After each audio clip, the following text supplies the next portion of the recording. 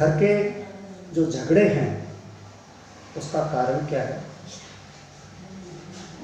जिन लोगों के पितृदोष होता है उन लोगों के हमेशा घर के अंतर्गत चीड़ा पीड़ा बनी रहती है। आपसी घरवाले जो हैं वो झगड़ते रहते हैं, अनायास ही घर के अंतर्गत झगड़ा हो जाता है।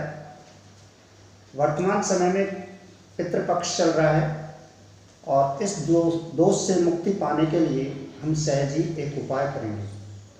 दोस्तों, इससे हमें पितरों का पुण्य भी मिलेगा और पितृ प्रसन्न होंगे, सुख और संपन्नता का आशीर्वाद देंगे और हम सदा अपने जीवन में सुख संपन्नता ग्रहण करेंगे। हमारे घर के आपसी झगड़े भी खत्म होंगे। दोस्तों, जिन लोगों के पितृ दोष होता है उस घर में हमेशा चिड़ा पीड़ा बनी रहती है। आपस में लोग हैं, उनके विचार नहीं मिलते हैं, एक दूसरे पर दोषारोपण होता रहता है और वो झगड़ते रहते हैं। पितृ दोष को हम किस तरह से दूर करें? दोस्तों, पितृ पक्ष की चतुर्थी, दशम अर्थात 14 के दिन हम प्रातः पूजा पाठ से निवृत्त होंगे, भगवान के मंदिर में जाएंगे, पूजा पाठ करेंगे, सूर्य को अर्घ्य करेंगे और पितरों का तर्पण करेंगे। फिर हम पितरों का आह्वान करेंगे कि पितृ हमारे घर चलें और प्रसादी पाएं, भोग का सुख प्राप्त करके हमें आशीर्वाद देने के लिए हमारे घर के दरवाजे पर चलें और घर में विश्राम करें। ऐसा उनका आह्वान करने के बाद में पीपल के पेड़ पर आप पूजा अर्चना करेंगे और पीपल देव से वरदान लेंगे कि हम आपके पान पितरों के तर्पण के लिए और पितरों को तृप्त करने के लिए ले जा रहे हैं। प्रभु, आप हमें ऐसे कार्य करने के लिए हमें आशीर्वाद दें। तब पीपल के वृक्ष के 7 साफ पत्ते लेंगे और उन पत्तों को आपको घर लाना है। उन पत्तों को पहले अपने पितरों को याद करते हुए पंचामृत और साफ शुद्ध जल से, गंगा जल से स्नान कराना है और उसके बाद अपने दरवाजे पर खड़े हो जाना है। अपने दरवाजे पर आप पीपल के 7 पान लेंगे और मोली का डोरा लेंगे। 7 पानों को आप इस तरह से बांध लेंगे।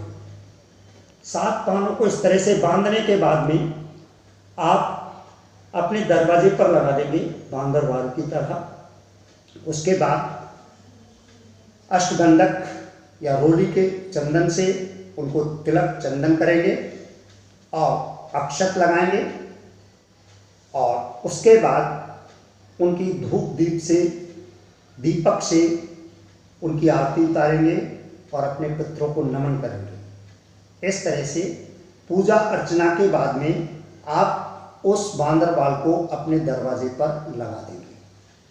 दरवाजे पर बांदरवाल लगने के बाद में आप घर के अंतर्गत चावल दूध की खीर बनाएंगे और अपने पितरों को भोजन तृप्त कराएंगे। अर्थात एक कटोरी में खीर लेंगे और एक कटोरी में जल लेंगे।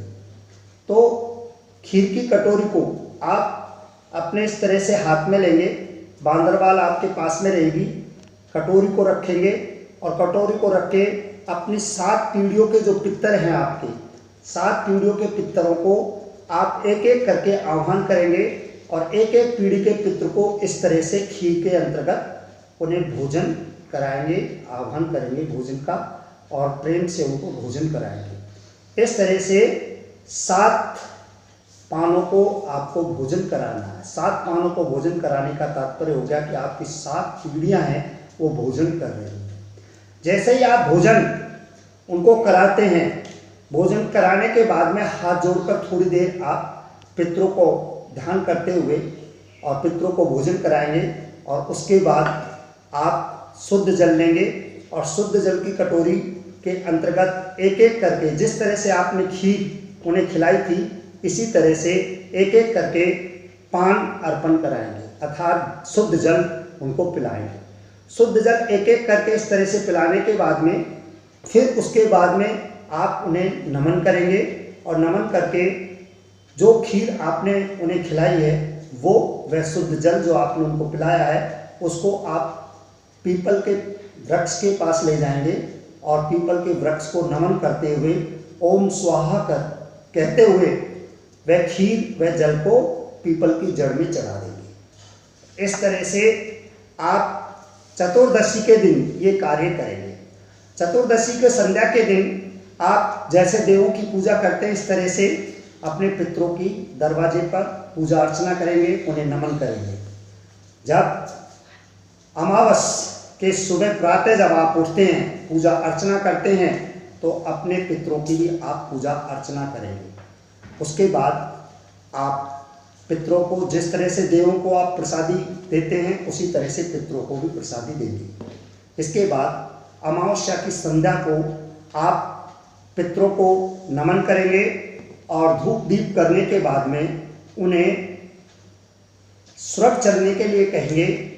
हे पितृदेवों, आप विष्णु लोक को चलें और उन्हें अर्थात बांदरवाल को वहाँ से खोल लेंगे और खोलने के बाद में उसी पेड़ के पास ले जाएंगे और उसको पेड़ अर्थात पीपल के वृक्ष को नमन करते हुए विष्णु भगवान का ध्यान करते हुए विष्णु भगवान से पूजा अर्चना करेंगे। उनसे कहेंगे कि हे प्रभु, हमारे पितरों को आप अपने श्री चरणों में स्थान दें और अपने स्वर्ग का वासा इन्हें प्रदान करें और पितरों से सुख संपन्नता का आशीर्वाद मांगेंगे। इस तरह से पितरों को नमन करते हुए आप उन्हें विष्णु लोक पहुंचाएंगे।